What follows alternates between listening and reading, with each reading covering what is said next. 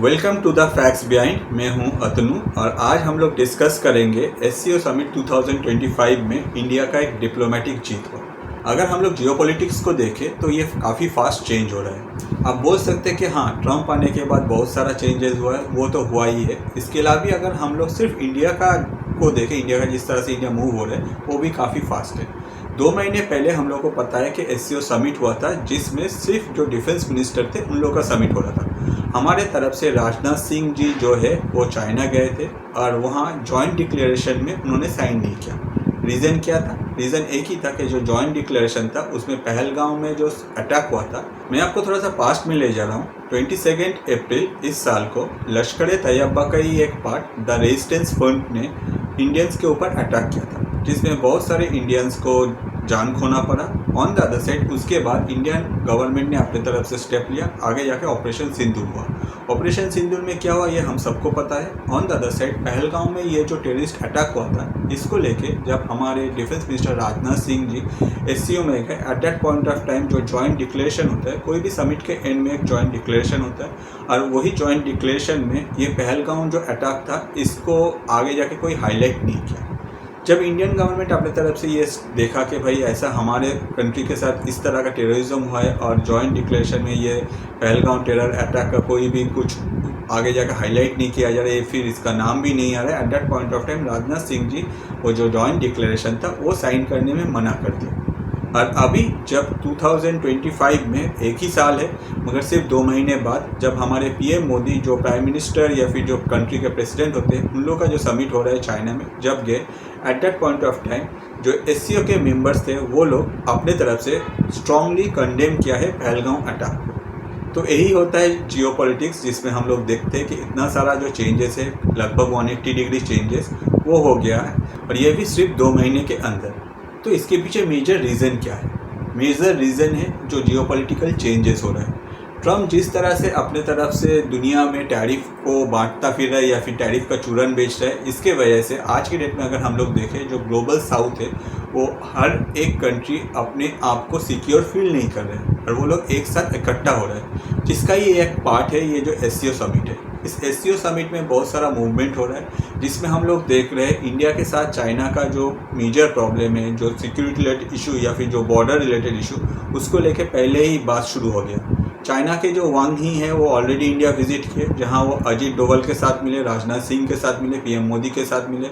अभी हमारे तरफ से जो हमारे एक्सटर्नल अफेयर मिनिस्टर जयशंकर साहब थे वो भी गए थे China. On the other side हमारे अजीत डोवल साहब, हमारे जयशंकर साहब रशिया गए थे, उन लोगों के एक्सटर्नल अफेयर मिनिस्टर, उन लोगों का security head on the other side president Putin के साथ भी मिले। तो ये सारा जो मूवमेंट है, ये सारा मूवमेंट में अचानक से इतना जो तेज़ी आया है, इसके पीछे एक ही रीज़न है, वो है डोनाल्ड ट्रंप और उनका जो किया कराया है या फिर उनका जो टैरिफ है। अगर डोनाल्ड ट्रंप ये सब कुछ नहीं करता है तो हो सकता है कि हम लोग को इस तरह का मूवमेंट नहीं देखने को मिलता है, क्योंकि हम लोग देख रहे हैं लगभग 7 साल बाद हमारे जो पीएम है नरेंद्र मोदी जी वो चाइना गए हैं, और इस बार जो इक्वेशन हम लोग को देखने को मिल रहा है, चाहे वो नरेंद्र मोदी जी हो, पुतिन हो या फिर जिनपिंग हो, इन तीनों के बीच में वो दुनिया को चमका रहा है। स्पेशली अगर देखा जाए वेस्ट जो है वो काफ़ी इसको लेके खुश नहीं है और वो लोग अपने तरफ से डिफरेंट टाइप ऑफ जो पैंतरे है वो अप्लाई कर रहे हैं। आप पूछेंगे ऐसा क्या है? हम लोग अगर देखें with in last 48 hours US के जो प्रेस सेक्रेटरी है वाइट हाउस के, उनके तरफ से एक स्टेटमेंट आया है जिसमें उन्होंने कहा कि इंडिया के लिए यूएस के साथ जो ट्रेड डील होने वाला था, जिसको इतना दिन से इंडिया वेट कर रहा था, वो ट्रेड डील जो है वो फाइनल हो गया है और वो कभी भी रिलीज़ हो सकता है। एक चीज़ समझिए, अचानक से ये जो इन्फॉर्मेशन है ये अभी पब्लिक करने का ज़रूरत क्या था? इसके पीछे ऑब्वियसली कोई रीज़न है, क्योंकि इतना महीने से इंडिया और यूएस अपने तरफ से ये डील को फाइनल करने के लिए कोशिश कर रहा था, जबकि यूएस के तरफ से पहले 25%, उसके बाद फिर से 25% टैरिफ जो है वो इंडिया के ऊपर इम्पोज किया गया है। और आज जब इंडिया के पीएम जाके एससीओ में पुतिन के साथ और सी जिनपिंग के साथ मिल रहे हैं, eight that point of time ये घोषणा किया गया। तो जो भी है ये वेस्ट का बात है। ऑन द अदर साइड हम लोगों की तरफ से जो मेजर 3 पॉइंट पे पीएम मोदी अपने कंसर्न रेस किया है, जिसमें पहला जो है वो सिक्योरिटी में पीएम मोदी अपनी तरफ से बोल दिया कि इंडिया कोई भी कंट्री का टेररिज्म को लेकर जो डबल स्टैंडर्ड है वो कभी भी इंडिया हैंडल नहीं करेगा या फिर इंडिया इसको टॉलरेट नहीं करेगा। नेक्स्ट जो है वो है कनेक्टिविटी। इंडिया हमेशा चाहता है कि दोनों कंट्री के बीच में जो कनेक्टिविटी है या फिर कनेक्टिविटी को यूज़ करके जो ट्रेड है वो बढ़ता रहे। मगर इसमें एक मेजर क्वेश्चन आता है कि अगर आप कोई भी रोड बिल्ड कर रहे हो या फिर कनेक्टिविटी बिल्ड कर रहे हो तो दूसरों किसी के जगह के ऊपर नहीं, हर कंट्री जो है इसमें ऑब्वियसली उनका हाँ होना चाहिए, आगे जाके कनेक्टिविटी ऑब्वियसली ग्रो करना चाहिए। क्यों? क्योंकि ये जाके बिजनेस को हेल्प करता है ग्रो करने के लिए।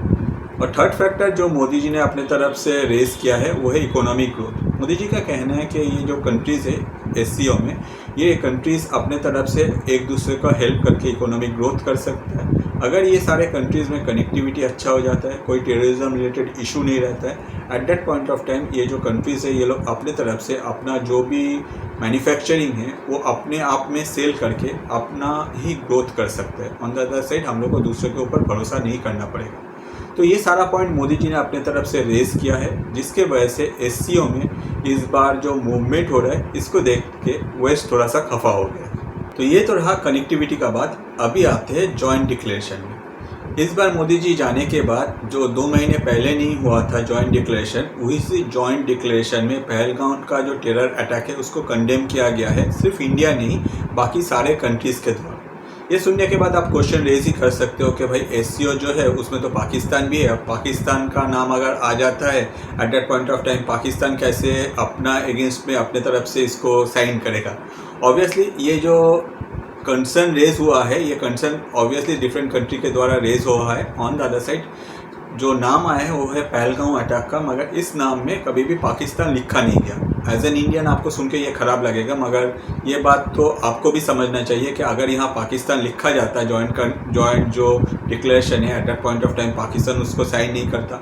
हो सकता है कि चाइना भी अपने तरफ से थोड़ा बहुत ऊपर नीचे करता, जबकि पाकिस्तान का नाम बिना लिखे इसमें पहलगाम को लिख के जो टेररिज्म अटैक होता है उसको कंडेम किया है स्ट्रांगली डिफरेंट कंट्रीज़ के द्वारा, और आगे जाके जो कंट्रीज़ है नो डाउट इसके अगेंस्ट में खड़ा हुआ। जबकि पाकिस्तान ये सब देख के ये सारा मूवमेंट के बाद से उसको ये पता चल गया कि लास्ट पर उनका जो कोशिश था चाइना के साथ मिलके कि पहलगाम का जो नाम है वहाँ आना नहीं चाहिए जॉइंट डिक्लेरेशन में, इस बार वो नहीं हो पाएगा। इस बार जॉइंट डिक्लेरेशन में उनका नाम आएगा। पाकिस्तान को ये डर था कि अगर पाकिस्तान का नाम आ जाता है तो जो भी हो पाकिस्तान का नाम नहीं आया, और पाकिस्तान ने अपने तरफ से अपने आप को सेफ गार्ड करने के लिए विक्टिम ऑफ टेररिज्म जो कार्ड है उनका वो खेल दिया कि भाई हम लोग जो है हम लोग तो विक्टिम ऑफ टेररिज्म है, सबको पता है, दुनिया को पता है, इसलिए हम लोग क्या करेंगे।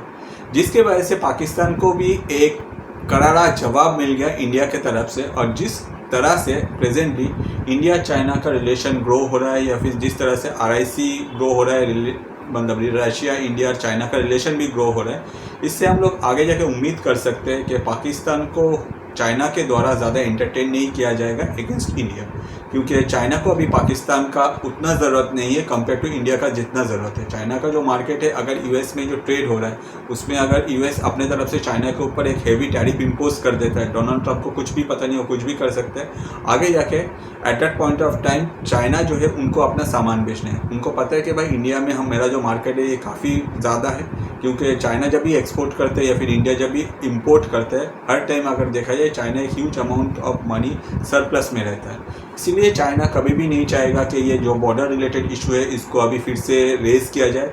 ऑन द अदर साइड दोनों कंट्री के बीच में ऑलरेडी बात हो गया है कि भाई बॉर्डर रिलेटेड इशू में जहाँ जहाँ हम लोग के और चाइना के बीच में कोई प्रॉब्लम है वो जो जगह है वो वहाँ बॉर्डर जो है वो बाद में बनाया जाएगा। जहाँ कोई प्रॉब्लम नहीं है दोनों कंट्री के बीच में, वहाँ जो बॉर्डर है वहाँ फेंसिंग का काम जो है वो शुरू हो जाएगा। इसके अलावा भी अगर देखा जाए चाइना कभी भी नहीं चाहेगा कि इंडिया के साथ प्रेजेंटली कोई भी रिलेशन ख़राब करने के लिए। क्यों? क्योंकि मेजर रीज़न जो है कि चाइना को इंडिया का मार्केट चाहिए। On the other side long term में अगर जो ग्लोबल साउथ है, फॉर एग्जांपल अगर हम लोग तीनों कंट्री देख ले, चाइना और इंडिया और Russia, eight that point of time इनका जो पावर है अगर एक साथ मिल के रहता है, at that point of time US को ज़्यादा इसको हैंडल करने में प्रॉब्लम होगा। हो सकता है कि US इसको हैंडल ना भी कर पाए।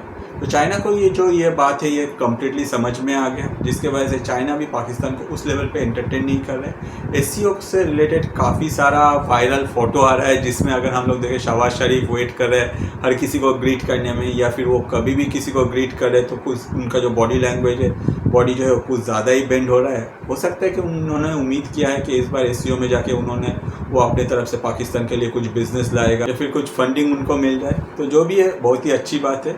प्रेजेंटली अगर देखा जाए इंडिया के लिए एक डिप्लोमेटिक जीत हुआ है, जिसमें पहलगांव का जो टेररिस्ट अटैक हुआ था उसको दुनिया भर के ज़्यादातर कंट्रीज़ अपने तरफ से स्ट्रांगली कंडेम कर रहे हैं, वो भी एससीओ में। तो नो डाउट आगे जाके ये इंडिया के लिए काफ़ी एक पॉजिटिव न्यूज़ है और होपफुली ये इन्फॉर्मेशन जो है आपको अच्छा लगा। अगर आपको ये इन्फॉर्मेशन अच्छा लगा तो आप हमारे YouTube channel the facts behind, on the other side हमारे Facebook page the facts behind या फिर इंस्टा में भी द फैक्ट्स बिहाइंड में आप जा सकते हैं, जहां आपको डिफरेंट टाइप ऑफ न्यूज़ मिलेगा। इसके अलावा भी अगर ये इन्फॉर्मेशन अगर आपको अच्छा लगता है तो मैं आपको रिक्वेस्ट करूँगा प्लीज़ ये आप अपने जो लाइफ के स्पेशल पर्सन उनके साथ शेयर कीजिए, क्योंकि उससे क्या होता है आपका जो सोच है, आपको क्या अच्छा लगता है उन तक पहुंचता है। ऑन द अदर साइड हम लोग जैसे जो क्रिएटर है हम लोग का भी रोजी रोटी चलता रहता है। आज इतना ही, नेक्स्ट वीडियो लेकर मैं फिर से हाजिर हो जाऊँगा। एंड तक वीडियो देखने के लिए आपको और आपके लाइफ के स्पेशल पर्सन को मेरे तरफ से बहुत सारा धन्यवाद।